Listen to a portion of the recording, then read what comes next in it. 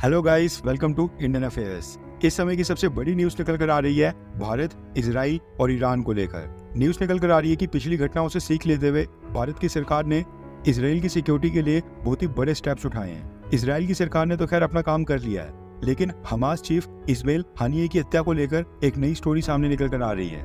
आपको याद होगा, मई महीने में भी ईरान के तब के प्रेसिडेंट इब्राहिम रेजी की हेलीकॉप्टर क्रैश में जान चली गई थी, और जब ईरान के अंदर उनका फ्यूनरल हुआ था, उसको अटेंड करने के लिए भी हमास का चीफ इस्माइल हानिये खुद ही ईरान गया था। और रिपोर्ट निकल कर आ रही है कि इजराइल ने उसी विजिट के ऊपर हमास के चीफ को मुक्ति देने का प्लान बना लिया था, लेकिन क्योंकि उस समय बिल्डिंग में काफी सारी मात्रा में वहाँ पर कई सारे लोग प्रेजेंट थे और पॉसिबिलिटी थी कि हमास का चीफ उस हमले में बच जाता, इसलिए उस समय इजराइल की इंटेलिजेंस एजेंसी मोसाद ने अपना प्लान कैंसिल कर लिया था। उस समय भी इजराइल ने ईरानी सिक्योरिटी फोर्सेस के कुछ एजेंट्स को हायर किया था। न्यूज निकल कर आ रही है कि इस बार जो हमास चीफ के रूम में एक्सप्लोजिव डिवाइस एक्सप्लोड हुई थी, यानी जो धमाका हुआ था, वो कोई अकेली डिवाइस वहाँ पर नहीं थी, बल्कि ईरान के अंदर हायर किए हुए 2 एजेंट्स की मदद से गेस्ट हाउस की बिल्डिंग के अंदर वहाँ पर 3 कमरों में एक्सप्लोजिव डिवाइसेस को इंस्टॉल किया गया था। और हाई प्रोबेबिलिटी थी कि इन्हीं तीनों में से किसी एक रूम में ही हमास का चीफ रुकेगा। इसके साथ ही खबर निकल कर आ रही है कि इजराइल केवल हमास के चीफ को ही निशाना बनाना चाहता था, इसलिए एक्सप्लोजन ज्यादा बड़ा नहीं किया गया। हमास चीफ और उनके बॉडीगार्ड की कैजुअलिटीज हुई है, जबकि उनके साथ वाले रूम में बैठे व्यक्ति को कुछ भी नहीं हुआ। एंड आपको हैरानी होगी ये जानकर कि हमास चीफ के जिस रूम में डिवाइस एक्सप्लोड हुई थी, उसी रूम के साथ वाले रूम में फलस्तीनियन इस्लामिक जिहाद का लीडर जियाद अल रुका हुआ था, और इस हमले में उसको खरोंच भी नहीं आई है। हमले के बाद ईरान ने इजराइल को धमकी दी है कि वो इजराइल के ऊपर ऐसा हमला करेगा कि पूरी दुनिया याद रखेगी।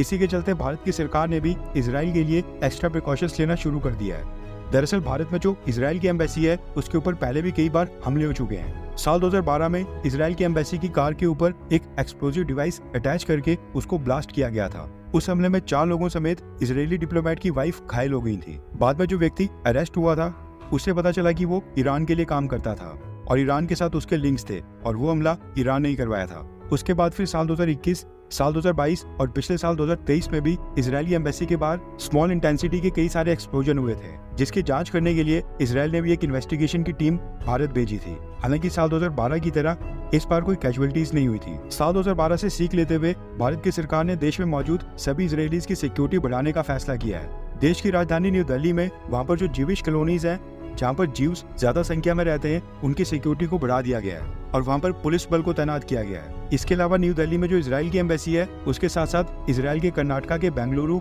महाराष्ट्र के मुंबई और तमिलनाडु के चेन्नई में, इन तीनों जगह जो इजराइल के काउंसुलेट्स हैं, मोदी सरकार ने इन सब की सिक्योरिटी लेयर को भी बढ़ा दिया है और सबको हाई अलर्ट के ऊपर कर दिया है। इसके साथ ही गेट्स के बाहर भी सिक्योरिटी पर्सनल की संख्या को काफी ज्यादा बढ़ा दिया गया है। अब जो भारत में जितने भी इजरायली डिप्लोमेट्स हैं, वो अपने काम से और इवेंट्स और मीटिंग्स को अटेंड करने के लिए काफी बार एम्बेसी और कॉन्सुलेट की बिल्डिंग से बाहर जाते हैं। ऐसे में उनको एक्स्ट्रा सिक्योरिटी प्रोटोकॉल दिया जा रहा है, ताकि मूवमेंट के दौरान या फिर इवेंट की जगह वहां पर कोई उनके ऊपर हमला ना हो। इसी साल अप्रैल के लास्ट हफ्ते में भारत और इजराइल की सिक्योरिटी फोर्सेज ने दिल्ली में इजरायली एम्बेसी में एक जॉइंट सिक्योरिटी डील भी की थी, जिसमें इजराइल की सिक्योरिटी फोर्सेज के ट्रूप्स के साथ साथ दिल्ली पुलिस, एनएसजी कमांडोज और लोकल इमरजेंसी सर्विसेज जैसे कि फायर ब्रिगेड, ट्रैफिक पुलिस और एम्बुलेंसेज ने भी हिस्सा लिया था, ताकि अगर इन केस कल को इजराइल की एम्बेसी के ऊपर भारत में हमला होता है, तो फिर उस सिचुएशन में भारत और इजराइल की फोर्सेज एक साथ मिलकर कैसे डील करेंगी। भारत और इजराइल के रिश्ते और हम दोनों देशों की दोस्ती काफी मजबूत है, और ये दोस्ती लगातार हर साल गहरी होते जा रही है। इसलिए इजराइल की एम्बेसी, कॉन्सुलेट्स, डिप्लोमेटिक स्टाफ और उनके परिवार की सिक्योरिटी के लिए भारत की सरकार पूरे इंतजाम कर रही है। आई होप कि इजराइल और भारत की दोस्ती इसी तरह से आगे बढ़ती रहे।